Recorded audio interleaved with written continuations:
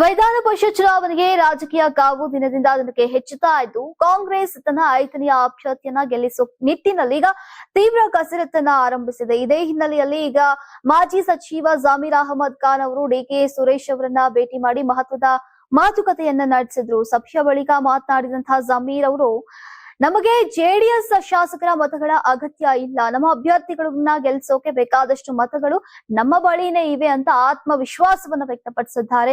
ಇನ್ನು ವಿಧಾನ ಪರಿಷತ್ನ 8 ಸ್ಥಾನಗಳಿಗೆ ನಡೀತಾ ಇರುವಂತಹ ಚುನಾವಣೆಯಲ್ಲಿ ಪ್ರಮುಖ ಪಕ್ಷಗಳು ತಮ್ಮ ಅಭ್ಯರ್ಥಿಗಳನ್ನ ಕಣಕ್ಕಿಳಿಸಿದ್ದು ಈಗ ಮತಗಳ ಲೆಕ್ಕಾಚಾರ ತೀವ್ರ ಕುತೂಹಲವನ್ನ ಮೂಡಿಸಿದೆ.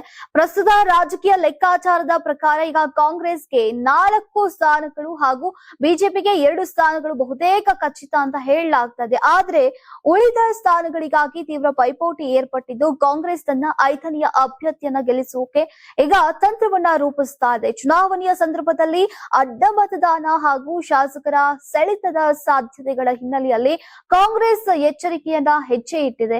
ಆಪರೇಷನ್ ಬಿಜೆಪಿ ನೀತಿ ಇರುವಂತಹ ಕಾರಣ ಈಗ ಕಾಂಗ್ರೆಸ್ ತನ್ನ ಶಾಸಕರನ್ನ ರೆಸಾರ್ಟ್ಗೆ ಸ್ಥಳಾಂತರಿಸಿದೆ. ಶಾಸಕರು ಒಗ್ಗಟ್ಟಿನಿಂದ ಮತದಾನ ಮಾಡುವಂತೆ ನೋಡಿಕೊಳ್ಳೋಕೆ ವಿಶೇಷ ಸಭೆಗಳು ನಡೀತಾ ಇದ್ದು ಈಗ ಮತದಾನದ ಪ್ರಕ್ರಿಯೆ ಕುರಿತು ತರಬೇತಿಯನ್ನ ನೀಡಲಾಗ್ತಾ ಇದೆ. ರೆಸಾರ್ಟ್ ನಲ್ಲಿ ತಂಗಿರುವಂತಹ ಕಾಂಗ್ರೆಸ್ ಶಾಸಕರಿಗೆ ಮತದಾನದ ವಿಧಾನ, ಆದ್ಯತಾ ಮತಗಳ ಕ್ರಮ ಹಾಗೂ ಮತಪತ್ರ ಭರ್ತಿ ಮಾಡುವ ಬಗ್ಗೆ ವಿಶೇಷ ತರಬೇತಿಯನ್ನ ನೀಡಲಾಗ್ತಾ ಇದೆ.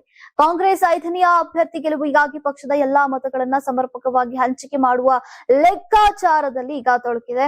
ಇನ್ನು ಇದೇ ವೇಳೆ ಬಿಜೆಪಿ ಹಾಗೂ ಜೆಡಿಎಸ್ ನಿಂದ ಅಡ್ಡ ಮತದಾನ ಸಾಧ್ಯತೆಗಳ ಮೇಲೂ ಕೂಡ ಕಾಂಗ್ರೆಸ್ ಕಣ್ಣಿಟ್ಟಿದೆ.